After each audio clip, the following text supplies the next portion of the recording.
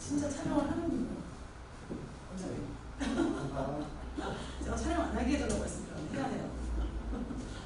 제가 원래 좀 말을 세게 하고 거치게도 하고 웃기게도 하고 막 이러는데 갑자기 카메라를 틀면 제가 너무 조심해질까봐 약간 걱정이 돼서 자 보시죠. 일단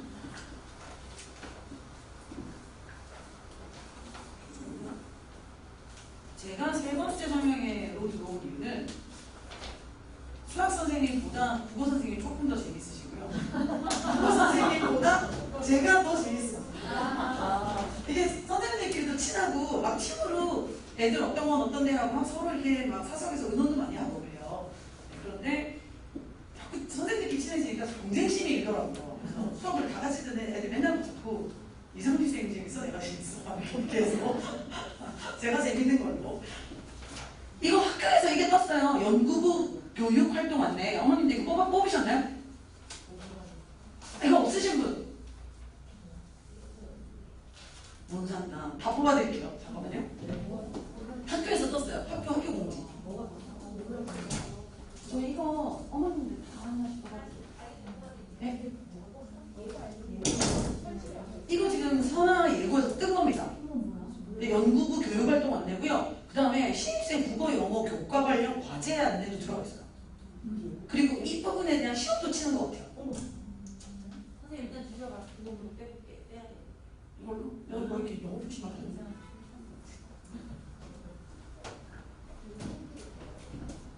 일단 영어는 전 제 과목만 관심이 있어서 영어만 좀 살펴봤는데 영어 같은 경우는 그 3개년 동안 실시했던 고1 3월 모의고사 그 고1 3월 모의고사를 다운받아서 풀어보는 건데 그걸로 아마 일부 편성이라든지 이런 거에 필요한 테스트가 실시될 것 같아요. 제가 볼 때. 그렇다고 지금 돼 있거든요. 자세하게 어머니 다른 부분들도 한번 읽어보시게 저희가 이제 1권 뽑아드릴게요. 그래서 하나 받으셔가지고 확인을 한번 해보시면 될 것 같고 그 다음에 그래서 저 지금 저거를 보고 저도 약간 과정이 조금 변동이 됐어요. 네, 독해를 일단 저거부터 먼저 우선적으로 해가지고 아이들이 시험을 좀 잘 볼 수 있게 그렇게 독해 자료로 이 부분부터 먼저 수업을 시작하게 되면 그렇게 진행을 좀 해보는 게 어떨까 싶네요. 안 굽히셔도 돼요. 나와주세요. 테레비 나와요.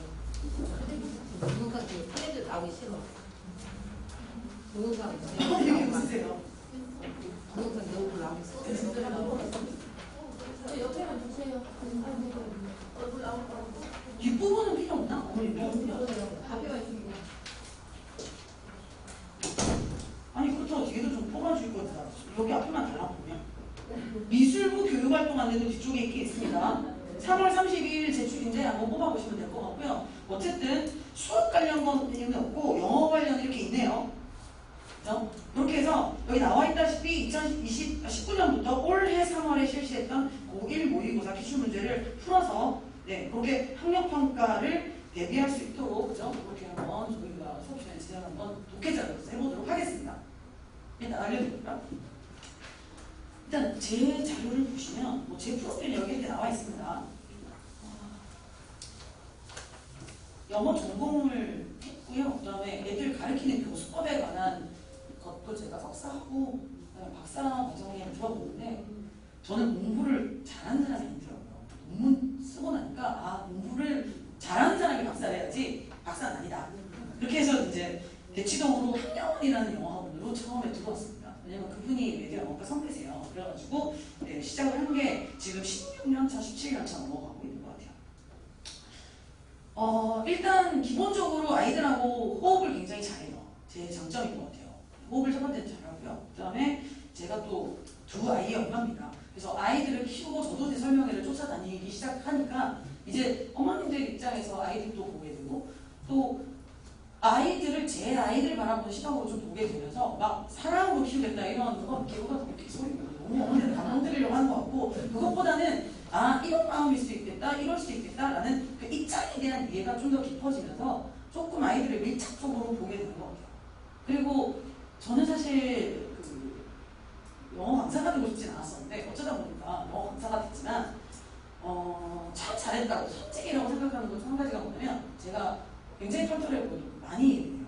그래서 이렇게 싹 들어오면 누가 어떻게 앉았고 어쨌고 눈 입체 어쨌고 그다음에 아이 인상이나 아이의 약간 안색이 어떻게 바뀌었고 헤어스타일이 어떻게 바뀌었고 뭐 이런 거까지 건강 상태까지 너무 좀 안 좋네 이렇게 온몸으로 이게 정보가 너무 많이 들어와서 사실 굉장히 피곤해요. 제 스스로 그런 사람인 것 같아요. 그래서 저는 솔직히 대형 강의보다는 인원수가 조금 작은 그런 식의 팀 수업이나 1대1 수업을 굉장히 저한테 적합해서 많이 했습니다. 그래서 아이들이 좀 굉장히 예민하게 읽어내는 편이에요.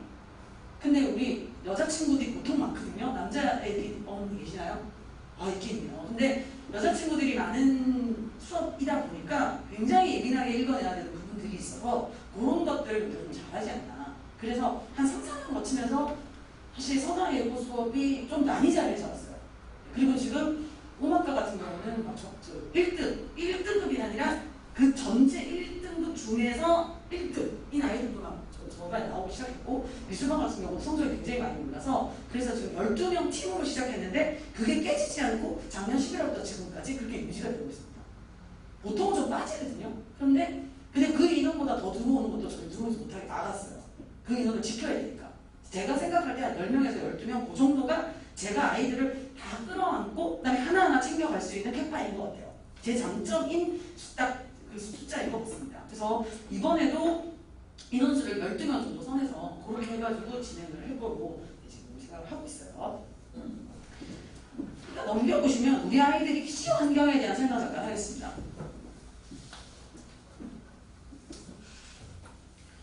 입시 환경에선 딴 거 다 필요 없고 이런 거 보시면 돼요. 수능 절대평가. 수능도 내신도 다 망했네. 수능이 절대평가로 바뀌었습니다. 절대평가가 뭐죠? 상대적으로 누구보다 잘해서 받는 게 아니라 그냥 절대적으로 90점 이상만 넣으면 돼. 80점 이상만 넣으면 돼. 이게 절대평가죠. 근데 문제는 절대평가를 할 거면 수능만 절대평가 할 게 아니라 왜냐면 사교육을 줄이자고 하는 게 목적이니까. 그랬으면 그러면 좀 수능을 좀 쉽게 내주면서 절대평가하고 그리고 내신도 절대평가로 바꿔주면 너무 좋잖아. 근데 수능은 절대평가로 바꿔놓고 난이도를 올려버렸어요. 그리고 EBS 연계교재라는 거 들어보셨을 텐데 연계 유희라든지 연계 스타일도 바꿔버렸어요. 뭐 소재 연계니 이래가지고 그 지문도 아닌데 그 수능 EBS 연계교재에서 어떤 소재를 소개해 줬는데 그런 류의 소재가 수능에 나왔으면 그마저도 연계다라는 개소리죠. 아니 연계가 됐으면 애들이 딱 받았을 때 그래도 EBS 연계교재로 공부를 한 친구라면 내가 공부했네 라고 연결이 되는 느낌이 들어야 되는데 그런 느낌이 없습니다. 그러니까 수능이 절대평가로 바뀌고 그냥 어려워져 버렸어요. 그러면서 무슨 일이 일어났냐면 수능 절대평가의 영향을 내신이 받습니다. 왜냐면 사교육도 공교육도 전부 다 무게중심이 수능에서 내신으로 옮겨와 버렸어요. 그래서 재수생 선생님, 고3 선생님들이 일부 남겨놓고 전부 다 중3부터 겨울방학부터 시작되는 내신 시장으로 막 내려와서 사교육도 내신이 어마어마해지고 그리고 사교육에서 내신을 예전에는 4주, 5주 시키다가 요즘은 7주, 8주에 내신 기간까지 붙이면 한 번 시험 치는데 막 10주씩 내신의 시간 투자하니까 너도 나도 내신을 너무 길게 하고 너무 잘해서 학교에서는 변별을 목적으로 시험을 어렵게 내기 시작해요. 어렵게 낸다는 게 영어 실력을 쌓을 수 있는 긍정적 방향으로 어렵다라기보다 제가 볼 때는 그냥 치사하게 더럽게 내는 거야. 막 0.1점, 100점 때문에 막 3.6점 틀린 애는 1등급을 받는데 3.7점 틀린 애는 막 2등급을 받아야 되는 이런 식의 배점에다가 굉장히 지저분한 문제를 내기 시작한 거죠. 그래서 절대평가의 영향을 지금 수능 절대평가의 영향을 내신이 받고 있다 이렇게 생각하시면 됩니다.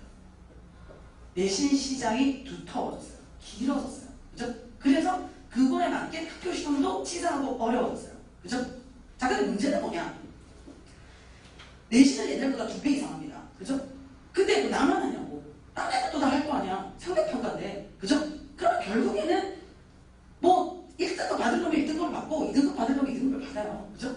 그러면 예전에는 내신 기간이 짧았기 때문에 대비 기간이 짧았기 때문에 내신 대비 기간 중간중간에 짝줄이 시간이 꽤 길었어요. 그럴 때 수능 대비를 할 수가 있었거든요. 근데 지금은 내신이 9주, 10주, 중간고사, 기말고사 이렇게 해서 뭐 대가리 때 꽁지 떼고 나면 짝줄이 시간이 너무 짧아서 수능을 대비할 수 있는 즉 기본적인 영어 공부를 할 수 있는 시간이 이제 없다는 겁니다.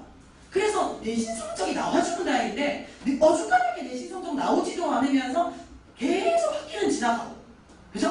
그 다음에 끼어있는 활용할 수 있는 시간이 없어지다 보니까 수능을 대비도 못한 채로 그냥 고3이 돼버리는 거예요. 그래서 불안한데 절대평가니까 괜찮겠지 그러고 올라가 보면 안 괜찮습니다. 만만치 않아요. 아유, 우리 애들 이 정도 받을 수 있지 않을까요? 어머니들 되게 쉽게 생각하시는데, 자, 이번에 중요해요. 고1 3월 모의고사 말고요. 고2 3월 모의고사 말고요. 고3 3월 모의고사로 아이를 풀려보셔서 안전하게 90점이 넘는다면, 그러면 우리 아이는 괜찮은 겁니다. 근데 세월 간다고 실력이 드나요? 세월 간다고 실력 느는 건 아니잖아요. 그냥 불안해하면서 내신만 하다가 그냥 고3 돼 있는 거야. 그러면 1학년 모의고사로 우리 애 만점 받았어요 이러시는데, 희망고등학교 같은 데서 이 3월달에 모의고사를 치면요, 그러면 만점자가 90점 이상 1등급이 아니라 피부이나 숙명 같은 데서 만점자가 300명 이상씩 나옵니다. 97점, 98점도 쪽팔려서 얘기를 못 꺼내요. 그 정도로 고1 모의고사는 변별력이 없어요.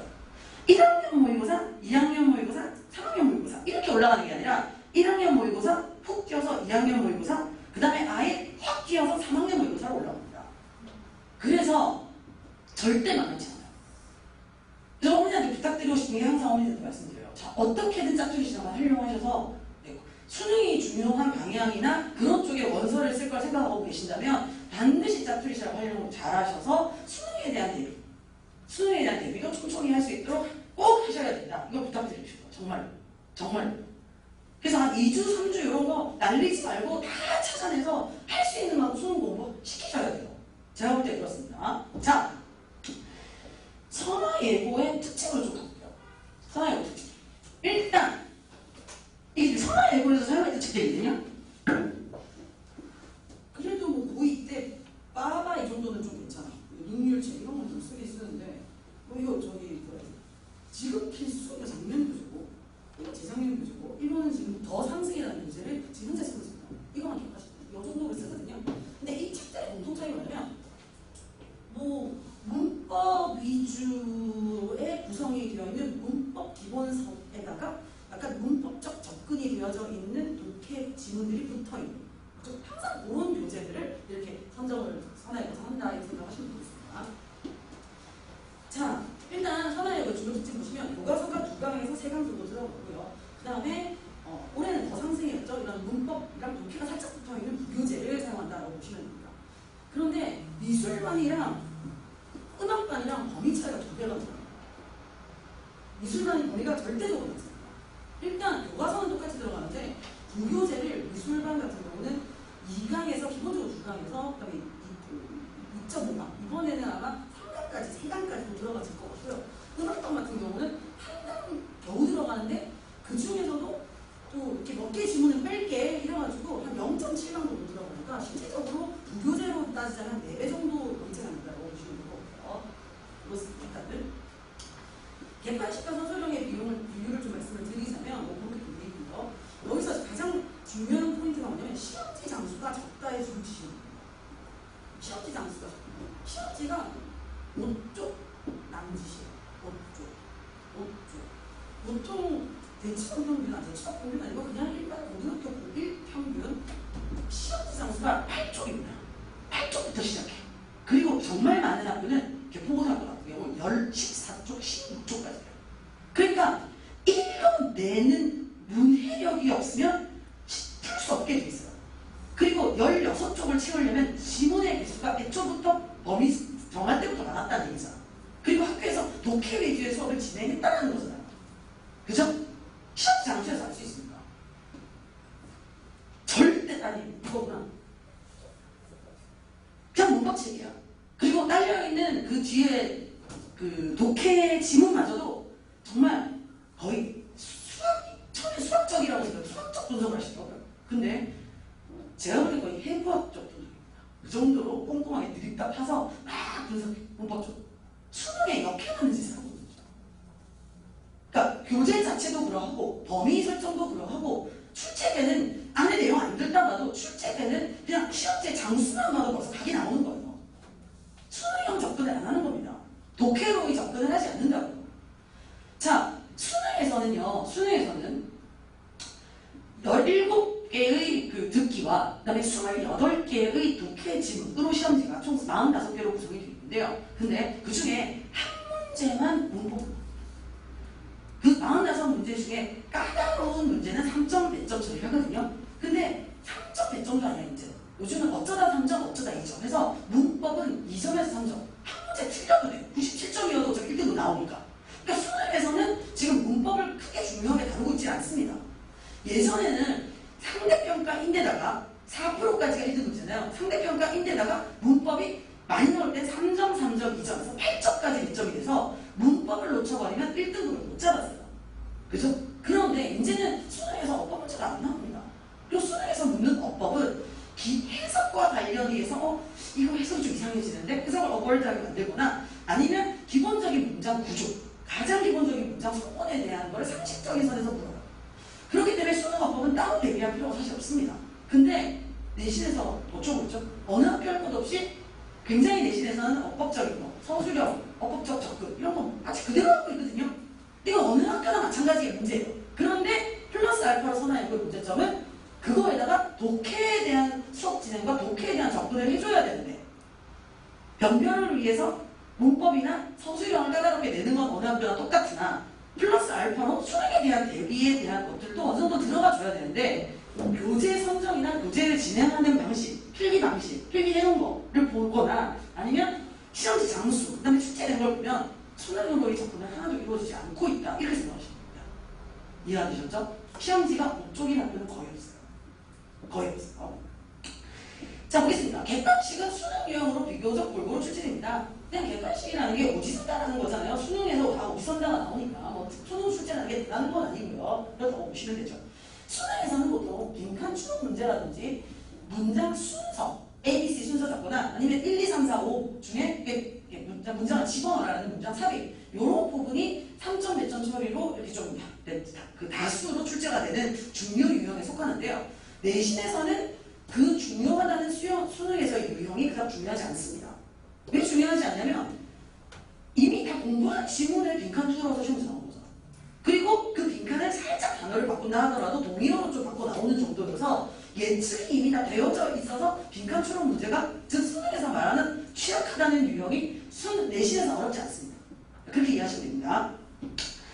문법 출제 비중은 어지간합니다. 서술형은 5문제 중에 보통 한 문제 정도를 뭐 예를 들면 뭐 요약을 하라고 한다던가 하는 이런 식의 어휘와 주제와 관련된 게 나오고 거의 대부분 다 문법으로 출제가 되는데 그래서 아까 말씀드렸다시피 서술형 배점이 25에서 30인데 20점 이상은 항상 문법 출제다 이렇게 보시면 되고요. 객관식도 2개에서 최대 5개까지 출제가 됩니다. 그래서 제가 뭐 시험지를 몇 회 거를 다 이렇게 계산을 해봤더니 최소 25점에서 최대 37점까지 이렇게 출제가 되더라라고 보시면 됩니다. 객관식에서 문법 문제가 출제됐을 때 아이들이 가장 많이 틀리는 문제는 다 고르기 문제예요. 1, 2, 3, 4, 5 준 다음에 개수가 없이 다 골라라. 그렇죠? 와 이거를 저희 압도적인 현대고등학교가 10문제씩 출제를 하거든요. 와 이거 진짜 어마어마합니다. 그러니까 다 그 문장이 5개가 있죠? 1번 문장을 보고 맞아. 2번 문장 보고 이거는 요 부분 틀렸어. 3번 문장 보고 이거는 맞아. 4번 문장 보고 틀렸어. 해서 1, 2, 3, 4 정확하게 찾아냈어요. 근데 5번을 모르겠어. 그죠? 그래 틀리잖아. 그러니까 다 모르는 새끼나 한 개 모르는 새끼나 그죠? 2개 모르는 새끼나 3개 모르는 새끼나 4개 모르는 새끼나 다 필요 없어요. 그냥 걔들은 똑같이 그냥 3.7점 날라가는 거고 완벽하게 다 아는 친구만 풀 수 있는 문제인 거죠. 그렇습니다. 어중간하게 알아서는 안 풀리는 문제예요. 그래서 보통 잘하는 애들이 객관식에서 아차 실수를 하면 그걸 틀리는데 본인이 너무 억울한 거지. 왜? 4개는 알았으니까. 4개는 알았으니까. 아예 틀려버리면 억울할 게 없는데 애들 입장에서 팔짝팔짝 뛰는 거죠. 쌤 긴가민가 했어요. 막 이러거든요. 그런 식의 어법 문제가 출제됩니다. 넘길게요. 겨울방학 수업 진행에 대한 이야기를 좀 한번 해보겠습니다. 일단 첫날 독해 레벨 테스트를 보려고 했어요. 독해 레벨 테스트를 봐가지고 그래서 어떻게 하려고 했냐면 지금 현재 제가 진행할 수업에 대한 독해 자료 교재는 준비가 안 돼 있어요. 그러니까 자료는 다 갖고 있는데 어느 부분을 뽑았을지 어디다 레벨을 맞출지를 좀 결정을 해야 돼서 첫날 레벨 테스트를 치고 2주차 때부터 공교대가 나갈 생각이었습니다. 그러니까 문법은 그냥 제 식대로 제 쪼대로 할 거예요. 왜냐면 굉장히 영어적으로 뛰어나도 서술형에서 요하는 답안까지 완벽하게 작성하기에는 어떤 어법적인 면이 부족해요. 잘하는 애들도 다듬어내야 되기 때문에 어차피 어법은 제 식대로 선화 예고에서 원하는 그런 문법이나 서술형에 적합하게 제 식대로 가져갈 거고, 그 다음에 어휘도 이미 내가 어떻게 갈 건지에 대한 것들이 다 정해져 있어요. 그런데 독해는 천차만별입니다. 막 영어 유치원부터 다니면서 막 노브를 읽어내던 애들이라, 그죠? 그냥 실기 열심히 이렇게 하면서 그냥 성실하게 그냥 동네 학원에서 그냥 그 학교 내신 1등급 정도 받아가면서 그냥 자기 수준에 맞는 적기 수준의 독해를 한 아이가 있을 수 있어서, 똑같이 선화 예중 다닐 때 예를 들면 뭐 다른 학교도 있을 수 있겠지만 똑같이 내신 만점을 받았어도 독해 실력은 정말 차이가 많이 날 수가 있어요. 그렇기 때문에 레벨 테스트를 봐서 그래서 적정한 수준을 찾으려고 하는 겁니다. 찾으려고 했으나 약간 바뀌었어요 지금. 받으려고 했으나 제 계획은 그랬으나 이게 떴잖아요. 이게 떴으니까 어떻게 해야 되냐면 이걸 이제 애들한테 먼저 가르쳐야죠. 이걸. 그래서 모의고사 3개를 먼저 치면서 그러면서 아이들이 어떠한지를 파악을 해서 그 뒤에 독해 자료가 나와야 될 것 같아요. 그래서 이 3일분에 해당하는 요 기출 문제를 초반 수업에서의 숙제 자료로 처리하겠습니다. 네, 그렇게 이해하시면 될 것 같아요. 자, 제가 영역별로 빨리빨리 설명을 드리면 일단 문법은 뭐가 중요하냐면, 자, 용어나 개념이 중요해요. 이거는 문법 처음 배울 때 했어야 되는 거 아닌가요? 근데 용어나 개념이 생각보다 안 잡혀있어요. 그럼 용어나 개념을 왜 알아야 되냐면, 아니 선화예고에서 지금 25점에서 37점 이렇게 문법 출제가 된다며. 그러면 저한테 수업을 안 듣고 어디 가서 수업을 들어도, 그 다음에 학교 선생님이 해부학 수준이면 뭘 해부하겠습니까? 문법적 해부를 하는 거지. 그죠? 그러니까 학교 수업을 들으나 제가 아니 누군가 한테 가서 수업을 들으나 어쨌든 문법적 용어와 개념을 가지고 문장을 설명할 건데, 뻔히 보면 아는 문장인데 개념이나 용어가 안 잡혀 있어서 지금 지가 알고 있는 문장을 정확하게 문법적으로 설명을 못 알아듣는 경우가 있을 수 있어요. 그렇기 때문에 첫 번째는 개념하고 이 용어에 대한 거를 좀 잡아줘야 된다, 그거고요. 또 한 가지 이유가 있습니다. 또 한 가지 뭐냐면, 서술형에서 그냥 영작하시오는 안 나와요. 그냥 주제를 몇 자 이내로 특정 단어 2-3개를 써가면서 영작하시오, 이거는 프리스타일 라이팅이고, 이게 아니고 이때 강조문을 쓰시오, 아니면 특정 접속사를 상관 접속사 같은 걸 집어넣어서 병렬 구조로 쓰시오, 아니면 위에 있는 단어를 찾되 그 단어를 문법적으로 품상하게 변형해서 집어넣어라, 아니면 문법적 기능을 하는 단어에 대한 추가를 해라, 아니면 주어진 단어이긴 하나 중복 사용이 가능하다, 뭐 이런 식의 어법적 조건이 붙습니다. 그래서 그냥 영어 한글 문장만 읽으면, 아니면 문맥상 들어가야 될 소재 주제만 생각을 하면 그냥 아이가 쓴 문장이 더 맞아요. 더 잘 쓴 고급진 문장이나 문법적 조건을 줬잖아. 학교에서 변별을 해야 되니까. 그런데 조건에서 어긋나면 그냥 부분 점수 어떨 때 인정 못 받고 5점 6점 그냥 나갑니다. 그렇기 때문에 학교 수업과 모든 사교육을 내신과 관련해서 듣기 위해서도 개념, 용어 이런 게 너무 중요하고, 그 다음에 내신에서 시험지를 읽는 거, 아이들한테 시험지 훈련 2월 발간을 시킬 거예요. 보여줄 거예요. 이렇게 하라는 게 무슨 뜻인지 알겠니? 이렇게. 그렇게 해서 시험지를 볼 때도 중요하기 때문에, 그래서 개념을 잡고 가는 건, 용어를 잡고 가는 건 굉장히 중요한 부분인 것 같아요. 야, 이 투부정사 투잖아. 동사 원형해야지. 야, 이거 전치사 투니까 동명사 와야지. 동사 형태변화 시키라는 거 아니야. 이거 알아들어요. 알아들어요. 전치사는 앞에 위치하는 말입니다. 명사 앞에 달려서 명사를 화려하게 만들어주는 거예요. 그러면 책상, 명사죠. 근데 책상 옆에, 책상 앞에, 책상 위에, 책상 밑에 해서 전치사를 책상 앞에다 막 붙여주면, 그럼 어떻게 되죠? 갑자기 얘가 누구를 꾸밀 수도 있고, 아니 명사를 꾸밀 수도 있고, 동사를 꾸밀 수도 있고, 문장 전체를 꾸밀 수 있는 갑자기 너무나도 많은 화려한 형용사와 부사를 변신을 하는 거죠. 그래서 명사 앞에 붙는 말입니다. 그러면 전치사니까 뒤에 동사를 명사화한 동명사가 와야지, 그죠? 전치사 뒤니까 ing 아니야. 있다. 이렇게 설명하고 넘어가는데 알아들어야 되는 거야. 못 알아듣는 거지.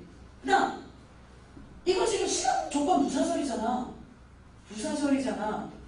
이해하시는 분들이 벌써 몇명 보이고요. 자, 이거는 목적어로서의 명사절이잖아. 자, 누가 알아들었는지 말을 하지 않겠습니다. 어머님이 시험 보실 건 아닙니까?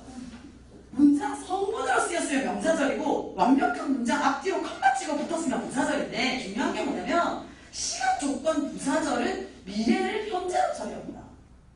내일 비가 올 거다 하면 it will rain tomorrow 해서 will이 들어가잖아요. 근데 내일 비가 온다면 그래서 조건 부사절로 부사절 중에서도 조건에 해당한다면 if it will rain이 아니라 rains tomorrow가 되는 거죠.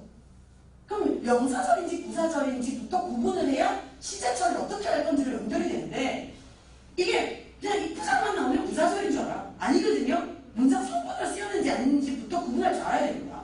시제에서 가장 중요한 민출 포인트 중 하나예요. 그러면 이런 말을 알아들어야 되는데 명사도 정확하게 뭔지 모르겠고 부사도 모르겠는데 절이라니 더 모르겠고 문장 성분이 몇 개가 있는지 물어보면 5개가 있다고 지랄을 하면 그건 오형식이고 미친놈아 이렇게 나오죠.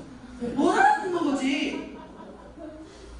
해프사고 오형식이고요. 문장 성분은 딱 4개밖에 없습니다. 동사 빼면 주어고 그러면 부사절인지 명사절인지 헷갈리면 어떻게 하면 돼? 그냥 통째로 뺐는데 문장 병신됐어. 그건 뭐야? 명사절이죠. 필수 문장 성분 날라갔으니까 빼도 문제 없으면 완벽한 주절을 꾸미는 거니까. 그죠? 이렇게 용어를 알아들어야 답안 작성합니다. 그죠? 그래서 학원 오래 다니고 막 110점 넘어가는 친구들 중에서도 이런 용어가 안 잡혀야 되는 경우가 굉장히 많아요.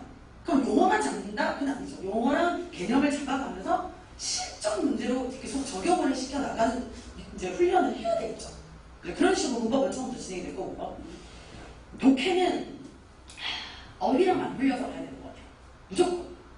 그래서 독해를 하면서 어휘를 연결시키고 어휘 연기를 따로 하면서 또 독해로 연결시키고 그래서 이 두 가지가 너무나 아름답게 맞물려서 선순환을 해줘야 얘도 늘고 쟤도 늘거든요. 어떤 어머니들 아세요?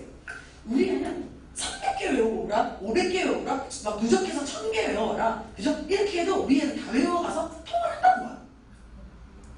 무슨 소도 아니고 선생님이 적어도 돼요. 그래서 막 누적해갖고 그놈의 능률복화 어근편은 그렇게 사대는지 그래서 뭐 5번 떼었어요, 6번 떼었어요. 떼긴 뭘 떼어. 거기서 수능에 나올 만한 다이어그램 뭐 한 개도 모르는데 뭐 어쨌든 간에 우리 애는 이렇게 성실하게 늘 단어 통과해요. 그리고 독해 숙제 낸 거 해갑니다. 근데 왜 우리 아이 영어는 안 늘죠? 두 가지가 문제예요. 첫 번째, 독해를 할 때 고민을 안 합니다. 많이 풀 필요가 없고 고민을 해야 돼요. 다독이 중요한 게 아니라 정독이 중요해요. 다독은 읽어내는 능력인데 그래서 아까 말씀드린 얘기가 나왔으니까 말씀드리면 개포고 같은 경우 시험지가 14쪽에서 16쪽이면 읽어내는 문해력, 플루언시 정말 중요해요. 근데 플러스 알파로 저기 서술형을 작성할 수 있는 에큐러시, 정확성도 굉장히 중요한데 근데 선화일보 같은 경우는 정확성을 묻는 대신이잖아요. 결국 장기적으로 볼 때는 수능을 대비해서 읽어내는 능력도 필요하겠지만 단기적으로 가장 급한 건 지금 정확하게 읽는 능력입니다. 독서에 비교하면 다독보단 정독형이 필요한 거예요 지금. 그죠? 그런데 너무 건성으로 읽어. 고민을 안 해. 풀기만 푼 거야. 푼다고 느나요? 다 풀어서 채점해 갖고 왔어요. 그러면 너 숙제를 안 한 건데 이러지 거야. 왜 숙제 안 한 거죠? 풀기만 했죠. 맞나 틀렸나만 해가지고 왔잖아. 그리고 거기서 조금 나오면 틀린 것 정도 왜 틀렸는지 해석지 봐가면서 이래서 틀렸구나 이렇게 해서 굉장히 자신있게 세모로 바꾸죠. 애들이 세모로 바꿔요. 그래서 세모로? 근데 그 세모어치만큼의 실력이 늘었는지 모르겠어. 답지 봐가면 세모로 그죠? 그럼 지나면 편한가 봐. 근데 그렇게 이까지도 감사한 얘기를 하지. 딱 풀었으니까. 그 다음에 답지 참고해서 다시 한번 약간의 고민 정도 해줬습니다. 근데 그런 식으로 해서 안 늡니다. 끝까지 고민이에요. 끝까지 고민. 대치동 바닥에서 가장 현강으로 많은 아이들을 가르친 영어 1타 강사는 그러니까 온라인 말고요. 온라인 안 찍고 현강으로만 대치동에서 이러고 계시는 분이 이민기 선생님이신데 그 이민기 선생님을 제가 세정하고 둘째 놓고 제가 설명하고 있었어요. 세정하고 가서 설명을 들으면서 저도 설명이 들어가요. 그래서 뭐라고 하시는지 그분은 출첵위원이셨기 때문에 어떤 특정분을 언급하려는 게 아니라 이제 고3 선생님들 설명에도 저도 들어가서 본다는 겁니다. 그런데 제가 적중률 이만큼이었어요. 어떻게 가르쳐요? 이렇게 이런 말씀하실 줄 알았는데 뭐라고 하시냐면 몸이 애를 써서 공부했던 몸이 기억한 영어가 시험장에 가서 발휘가 된다고 말씀하시는 거예요. 이게 맷집이 생기는 거지. 계속 어려운 거. 이걸 막 상대하면서 고민을 해보는 거죠. 사람이 알고 싶으면 이렇게 알고 싶지 않습니다. 이렇게 그냥 알고 싶지 않아요. 사람이 이렇게 알고 싶나요? 지금 내가 듣기 푸는데 잘 안 들려. 그럼 어떻게 하죠? 아니 내가 이렇게 땡긴다고 20-30cm 땡긴다고 해서 갑자기 스피커에서 더 잘 들리나요? 근데 사람은 알고 싶으면 땡겨하게 돼 있어요. 그리고 인상을 쓰게 돼 있어요. 이런 데가 저리고 알고 싶어요. 그렇게 해서 고민을 하는 독해가 필요한데 너무 적당한 독해를 적당히 풀어온 것 같아요. 그래서 독해를 하는 습관 자체를 아예 애초부터 뜯어줘야 돼요. 뜯어주고 넘어가야. 그래서 문장과 문장을 연결하고 문장과 문장을 연결하면서 지문의 30-40%가 넘어가면서 어떤 소재인데 뭘 얘기하고자 하는 주제의 글이구나를 잡아가면 나중에 밑에 30-40%를 안 읽고도 문제 풀 수 있습니다. 그러니까 시간을 들여서 잘 읽어나가서 밑을 덜 읽어서 시간을 절약하는 거지 빨리 꼬투리만큼 막 읽어서 막 거닥치고 읽어서 그렇게 해서 문제를 푸는 게 시간을 맞추는 게 아니에요. 풀면 뭐합니까? 틀리는데 정확하게 읽고 덜 읽고 확신이 서면 그럼 시간을 절약해서 풀 수 있는 거죠. 시간을. 그래서 무조건 독해는 저는 고민 죽자고 고민해요. 그래서 어머니 아예 확실한 건 알겠는데 머리를 안 쓰잖아요. 고민을 안 했잖아요. 물고 늘어져서 본인이 모르겠는 거를 계속 고민해봐야죠. 고민을 안 했어요. 풀기만 한 겁니다. 풀었지 늘지 않았어요. 굉장히 큰 차이예요. 풀었으면 늘어야죠. 그래서 많이 푸는 것도 중요하지만 조금 굉장히 어렵고 까다로운 지문들을, 양질의 지문들을 이렇게 고민해가면서 읽는 것도 해봐야 되는 것 같아요. 독해를 대충 하는 새끼들은 이렇게 합니다. 세 번째 줄에 데이가 나오잖아요. 그들은 이지라고 있어요. 욕을 하셨네. 씨발 그들이래요. 남자애들 욕하거든요. 씨발 그들이라고 했어요. 그들이라고 하냐고. 데이는 그들이 아니라 그것들도 될 수 있어요. 앞문장에서 사람이 안 나왔는데 앞문장에서 이 명사를 사물을 받았으면 그들이 될 수가 없고 앞에 나와 있는 앞문장에서 things 상황으로 받았으면 이 상황은 그래서 이렇게 되었다. 이렇게 해석이 돼야 되는데 내일을 사람으로 그들은 이렇게 하고 시작해버리면 벌써 얘는 해석이 망가진 거예요. 그냥 기계적 한 문장 해석을 하고 있는 거지 문장과 문장 간의 의미 연결이 안 된 겁니다. 전 그렇게 생각해요. 그렇거든요. 그래서 어느 스타일은 모르겠어.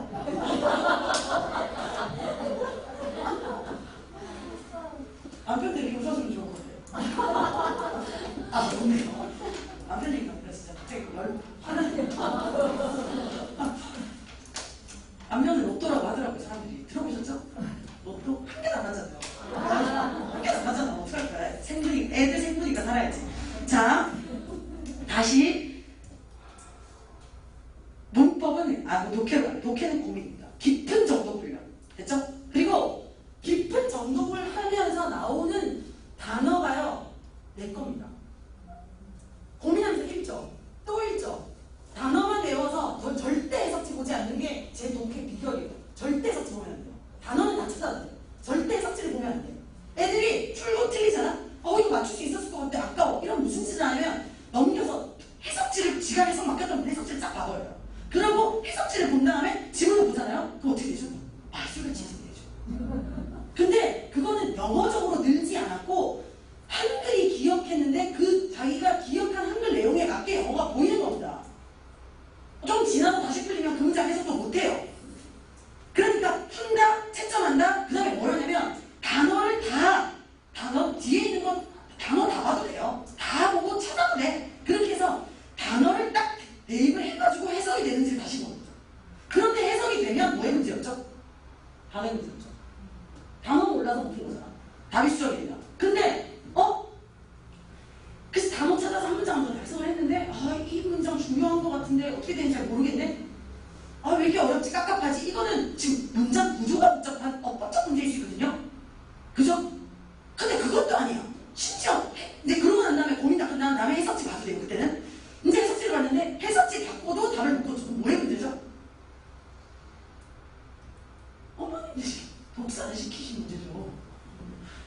못하는 거지. 한국도 다 읽었는데 모르는 거잖아. 그죠? 배경 지식이 없으니까 뭔 말인지 모르는 거지. 이게 허도 무슨 말인지 모르는 인문학적, 철학적 질문들이 나오잖아요. 고등학교 1학년 때 안 나옵니다. 고2 때 안 나옵니다. 고3 때서 나오고요. 그런 게 꼭 3점 몇 점짜리예요. 단어 그닥 어렵지 않아요. 문장 구조 그닥 어렵지 않아요. 다 읽었는데 무슨 말인지 몰라요. 이런 게 3점짜리입니다. 인문학적 배경 같은 거 다양한 데 배경을 필요로 하죠. 정말. 여튼간에 자 다시 말씀드리면 고민해야 되고요. 그 다음에 단어를 넣고 또 고민해야 되고요. 그러고 난 다음에 해석지를 읽고 해석지 읽은 다음에 정말 자기가 매끄럽게 해석이 되는지 또 한 번 읽어야 되죠. 그래서 모의고사를 푼 다음에 난 5개를 틀렸어. 그런데 풀 때 이런 식으로 두세 번에 단어를 외우고 단어를 넣고 그래서 단어를 넣어서 해석해보고 해석을 한 다음에 이제 정말 해석이 맞는지 해석지 보고 다시 한 번 또 보고 애들한테 이 매뉴얼을 설명할 건데 이런 식으로 독해를 한 서너 번 읽고 그래도 질문을 하고 싶으면 애들이 갖고 와서 질문하잖아요. 또 선생님이 제가 또 설명합니다. 그러면 그 안에 단어들은 유의미적으로 전부 다 어떤 특정 소재 주제로 연결돼서 계속 반복적으로 들었기 때문에 무조건 내게 되게 돼 있어요. 그냥 풀어서는 독해에서 단어가 내 몸으로 들어오지 않습니다. 내재화되지 않습니다. 근데 고민이라는 독해에서 지금 단어는 내재화돼서 들어와요. 그래서 이렇게 독해를 통해서 내 거가 된 단어가 있고 이렇게만 해가지고는 단어를 막 모아가기 힘드니까 한쪽에 또 단어집을 공부를 하고 해서 이게 시너지 일으켜 나가야 단어도 늘고 독해도 늘고 가속도가 서로 붙어 나가는 거지. 한쪽에서 단어는 단어대로 막 외우고 그다음에 독해는 고민하지 않은 채 풀어만 가고 자기 정도 먹고 그냥 몇 번 틀렸어요. 이렇게 하는 애가 있고요. 선생님 저는 해석 필요 없고 3번에서 왜 2번하고 3번인지 요게 너무 헷갈려요. 제가 어느 부분 해석이 안 돼서 그런가요? 이렇게 물어보고 있어요. 그럼 똑같이 모의고사를 풀었는데 전자랑 후자가 같을 수 있습니까? 모의고사 10회 정도만 풀면 벌써 이렇게 평행선으로 시작해서 나중에 1이 걸어졌습니다. 고민이 고민이. 그 다음 이제 어휘만 얘기해도 되는데 마스크를 쓰고 열을 내려고 힘드네요. 이 마스크 진짜 너무 힘들어요. 자, 그 다음 이제 어휘 하나만 설명하고 나와.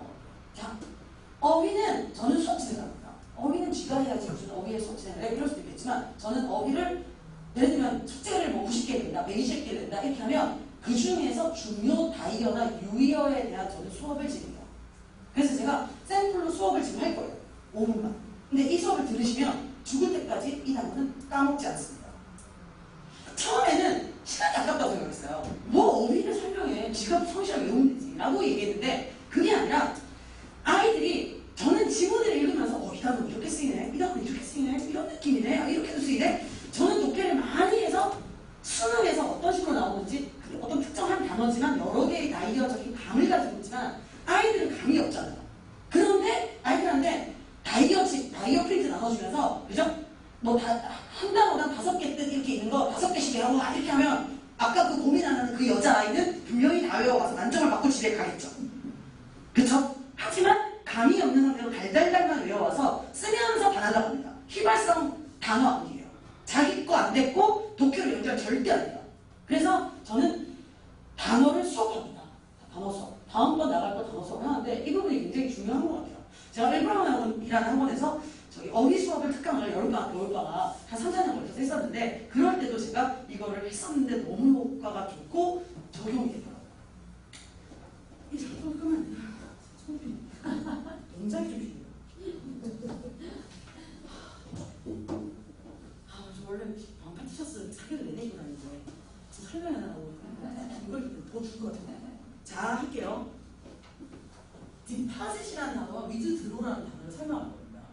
자, 근데 이거를 디파짓이 뭐냐면 이렇게 탁 쌓는 거거든요. 이렇게 싹 하는 디파짓. 그러면 지리라든지 뭐 과학이라든지 뭐 이런 쪽에서 디파짓은 퇴적이에요. 퇴적, 침전 이런 식. 그죠?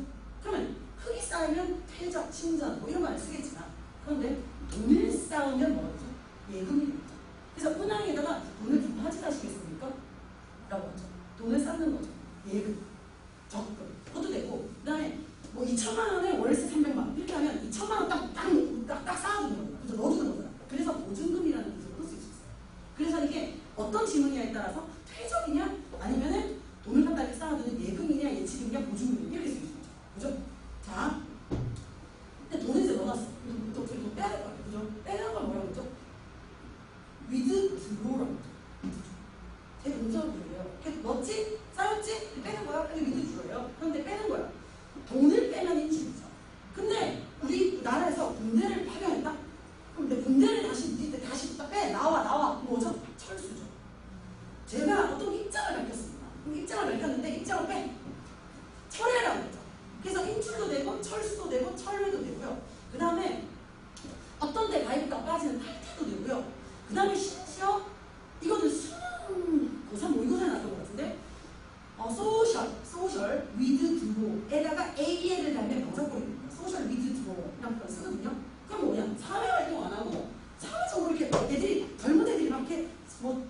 봉사도 하고 그다음에 바깥 활동도 하고 막 이렇게 막 어울리고 이렇게 해야 되잖아요. 근데 관심 안 가지고 사회적으로 발을 빼는 거예요.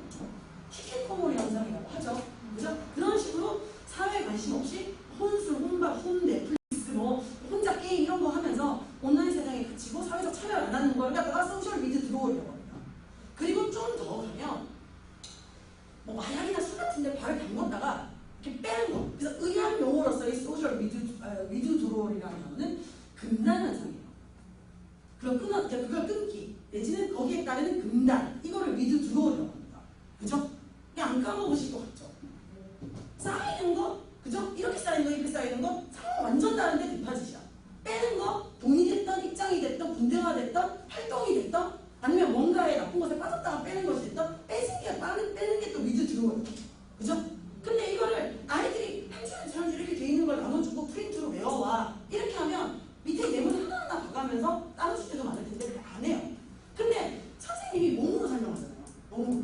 꼭 저는 몸으로 설명을 하거든요. 단어의 느낌을 아이들한테 이렇게 알려주면 이거를 수업 시간에 90개가 나간다 치면 숙제가 그 중에서 제가 보면 한 20개에서 22개 정도는 제가 이런 식의 설명을 하는 것 같아요. 이거는 워낙 뜻이 많은 다이어를 제가 잡아서 그런 건데 조금 짤막짤막한 다이어들도 있습니다. 그래서 그렇게 설명을 하면 아이들이 시각적으로 확인을 하죠. 그리고 3분 뒤에 시험 볼 거야. 이렇게 시험 안 보는 경우도 많은데 그럼 3분 열나 전자의 설명 다이어를 외워요. 그렇게 해가지고 다이어를 쌓아가는 거예요. 차곡차곡.